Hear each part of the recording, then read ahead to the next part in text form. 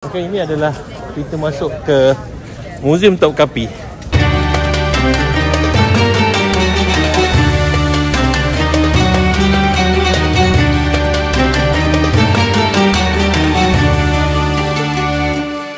Okay, sekarang kita dalam perjalanan ke mana? Ke Istana Topkapi, salah satu tempat yang sangat best sebab kebanyakan peninggalan Nabi SAW berada dalam bangunan ni yang telah diselamatkan oleh Kesultanan Uthmaniyah bagi mengelakkan barangan tersebut hilang dan sebagainya ketika mereka memerintah bumi Mekah dan Madinah. Jom kita tengok kat dalam sana.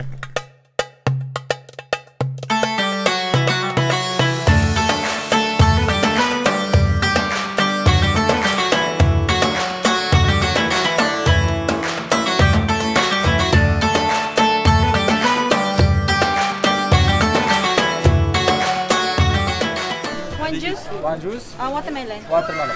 Small, medium, large.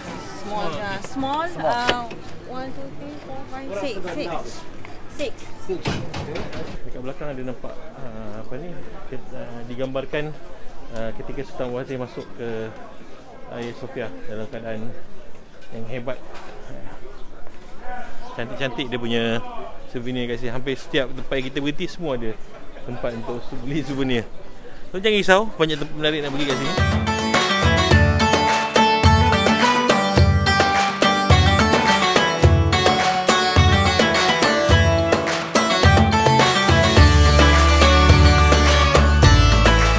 Baik, bangunan saya di belakang, di hadapan Museum Topkapi ni, ini adalah bangunan di mana pada zaman Kesultanan Uthmaniyah mereka meletakkan benda-benda yang nak diinfak dalam ni tanpa diketahui oleh orang. Dan juga mereka yang nak mengambil bahan infak juga kita tak tahu siapa yang ambil. Jadi orang yang memberi tak kenal orang yang menerima. Jadi mereka akan letakkan barang-barang keperluan dekat sini. Maka selepas tu orang yang memerlukan akan ambil. Begitu juga kalau kita tengok sekarang popular dekat kita punya negara, dia panggil gerobok gerobok infak dan sebagainya, almari infak dan sebagainya. Jadi konsepnya telah lama dipraktikkan oleh Kesultanan Uthmaniyah.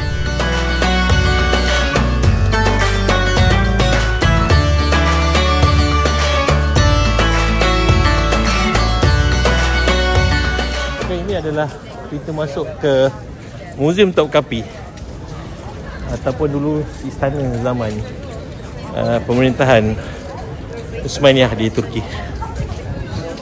Banyak barang-barang peninggalan Nabi SAW berada di sini. Jom kita tengok.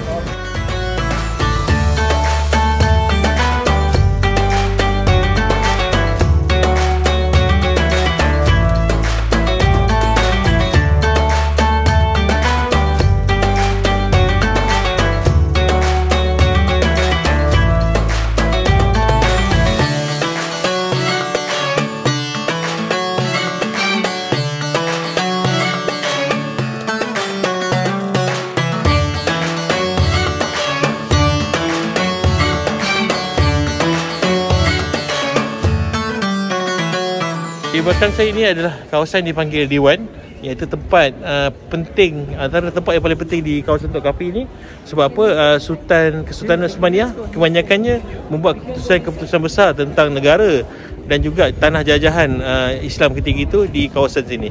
Jadi kadang-kadang Sultan ikut serta untuk mendengar perbincangan. Kadang-kadang Sultan memberi kebebasan kepada para menteri untuk membuat keputusan, walaupun kadang-kadang Sultan mendengar daripada belakang tabir, tetapi dia tidak masuk campur sebab nak bagi peluang untuk tim dia decide.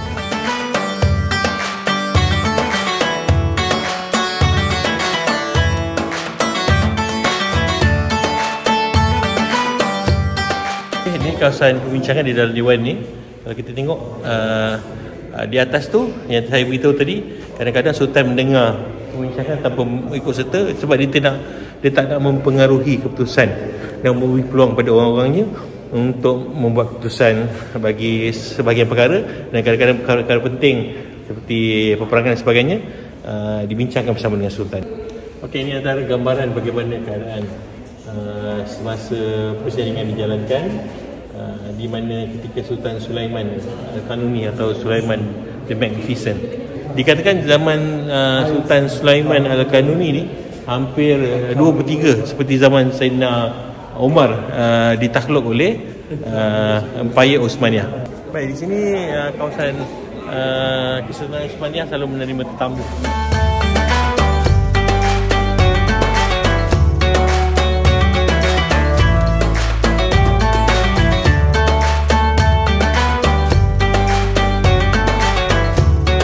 Yang ini adalah kawasan yang kita nak sangat-sangat nak pergi, iaitu kawasan yang menempatkan barang-barang Rasulullah sallallahu alaihi wasallam. Minta maaf saya tak dapat bawa masuk. Memang kena datang sini baru dapat tengok, sebab di kawasan yang dilarang menggunakan kamera.